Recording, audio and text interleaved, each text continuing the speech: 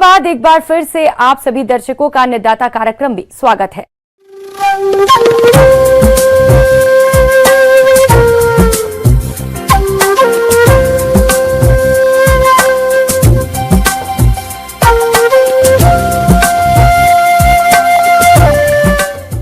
मौसम विभाग की रिपोर्ट पर साप्ताहिक कृषि सलाह इस प्रकार है।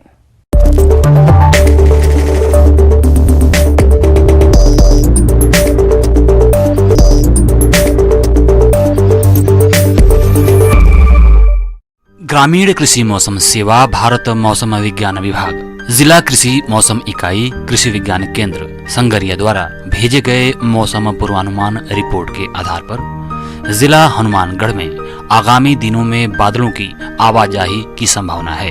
6, 7 और 8 मार्च को 10 से 15 किलोमीटर की गति से हवाओं के साथ साथ कहीं कहीं बूंदाबांदी हो सकती है। दिन और रात के तापमान में 2 से 3 डिग्री बढ़ोतरी के आसार हैं। 3 दिनों में अधिकतम तापमान 23 से 29 डिग्री सेल्सियस और न्यूनतम तापमान 11 से 17 डिग्री सेल्सियस रहने का अनुमान है।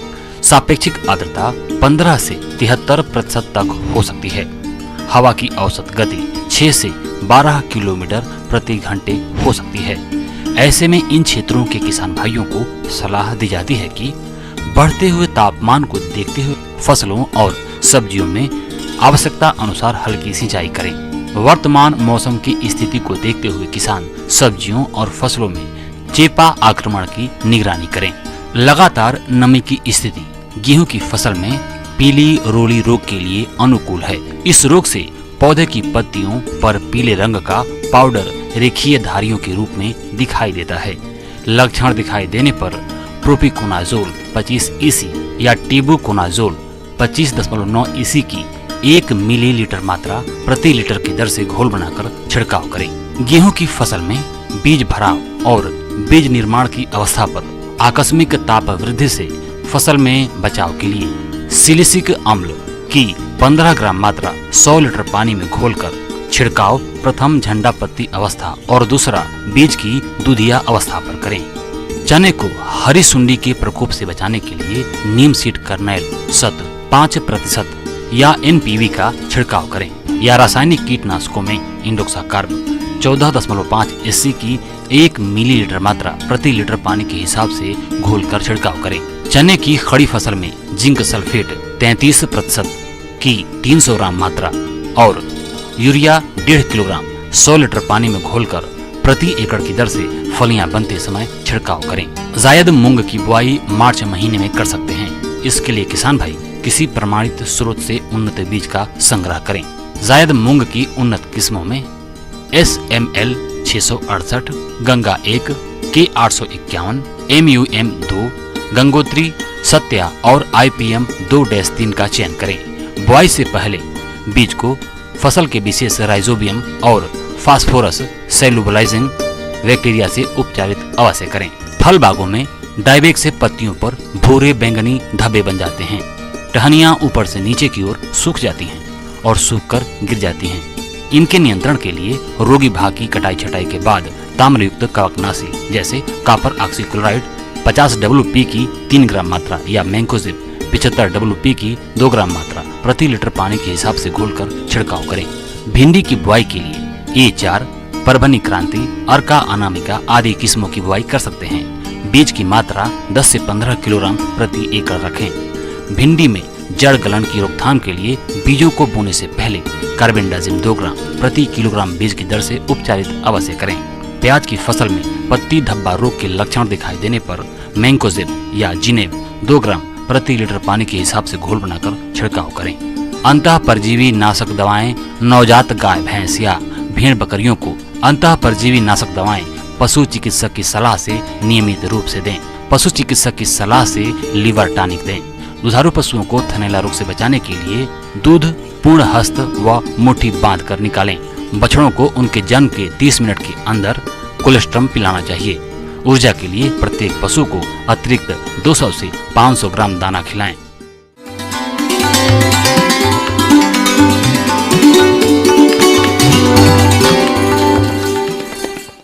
आइए जानते हैं अन्नदाता निशुल्क फोन के माध्यम से पूछे गए समस्याओं के समाधान।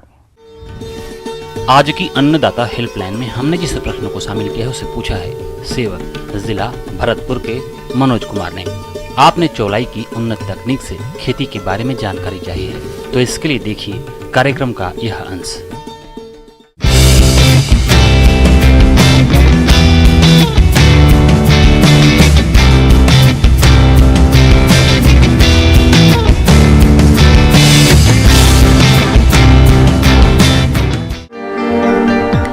चौलाई पत्तियों वाली सब्जियों की प्रमुख फसलों में से एक है। ये एक गर्म मौसम में उगाए जाने वाली फसल है।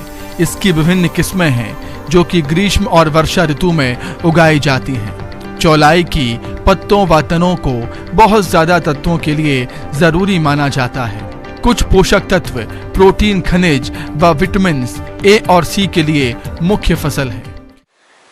चौलाई साग के लिए पहले हम खेत तैयार करने का बता रहे हैं किसान भाइयों।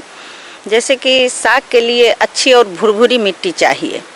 इसके लिए प्रति हेक्टेयर 2 से 300 क्विंटल गोबर की खाद फैला दें और रोटावेटर से जुताई कर खेत को भुरभुरी कर लें। और उसके बाद जब किसान भाइयों को लगे कि मेरा खेत ऊपर नीचे है तो अपने हिसाब से उसको समतल बना लें। और जहाँ तक बात है इसके बुआई का समय, तो मार्च से लेकर सितंबर तक इसका फेवरेबल महीना होता है। इस महीने के अंदर आप किसी भी समय आप खेत में डाल सकते हैं। चौलाई की खेती लगभग सभी प्रकार के वातावरण में की जा सकती है।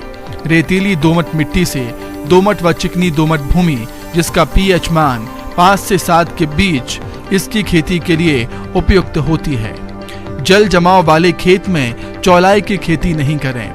साथ ही खेत में जल निकास की सही व्यवस्था करें। बात करें रासायनिक उर्वरक की, तो प्रति हेक्टेयर नेत्रजन 40 किलो और कैल्शियम 80 किलो और पोटास 60 कीजिए। जिस समय आप खेत का बुआई करते हैं उस समय अच्छी तरह से मिला लें। हम बात करें प्रभेद की, तो पूसा किरण और पूसा लाल चौलाई के नाम से जाना जाता है। और जो C1 और CO2, CO3 जो है ये कोयम्बटूर की वैरायटी है। और लोकल प्रभेद भी मिलते हैं जिनको किसान भाई अपने उपयोग में कर सकते हैं, खेत में डाल सकते हैं। इसके अलावा चौलाई की अन्य किस्में भी हैं, जैसे अन्नपूर्णा दुर्गा, सुवर्णा, PRA1, PRA2 आदि। बुवाई के लिए प्रति हेक्टेयर के हिसाब से 2 से 2.5 किलोग्राम बीज पर्याप्त होता है। बुवाई से पहले बीजों को फफूंदनाशक दवा से उपाचरित बुवाई करें।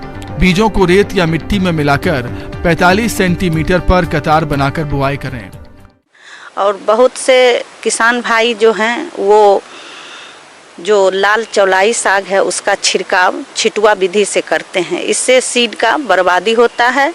इसके लिए किसान भाइयों को करना है क्या, जो कि 25 से 30 सेंटीमीटर की दूरी पर क्यारी बना ले और बीज में थोड़ा सा मिट्टी या बालू मिलाकर छिड़काव करें। इससे होता है क्या, जो पौधे की दूरी जो होती है सो 4 से 5 सेंटीमीटर बन जाती है। इससे पौधे स्वस्थ और अच्छे दिखाई देते हैं।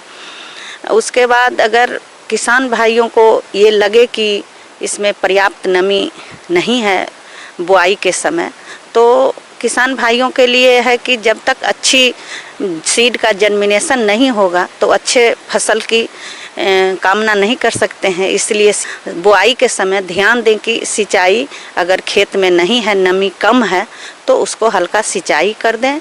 और उसके बाद जब 15 से 20 दिन का पौधा होता है तो उसमें समय पर पानी देते रहें। चौलाई फसल की अच्छी पैदावार के लिए खरपतवार नियंत्रण पर सबसे ज्यादा ध्यान दें। दरअसल खरपतवार में पाए जाने वाले कीड़े इसकी पत्तियों को अधिक नुकसान पहुंचाते हैं, जिससे इसकी गुणवत्ता और पैदावार में कमी आती है। इसके लिए बुआई के करीब 10 से 12 दिन बाद खेत में हल्की गुड़ाई कर दें। इसके बाद दूसरी गुड़ाई 40 दिन बाद करें। गुड़ाई करने के दौरान चौलाई के पत्तों की जड़ों पर हल्की मिट्टी चढ़ा देनी चाहिए। और ध्यान रहे कि जो किसान भाइयों को अगर साग के चौलाई के साग के खेत से अगर दोबारा फसल लेना है तब उसको 1.5 से 2 महीने के अंदर आप उसमें से जड़ से उखाड़ लें।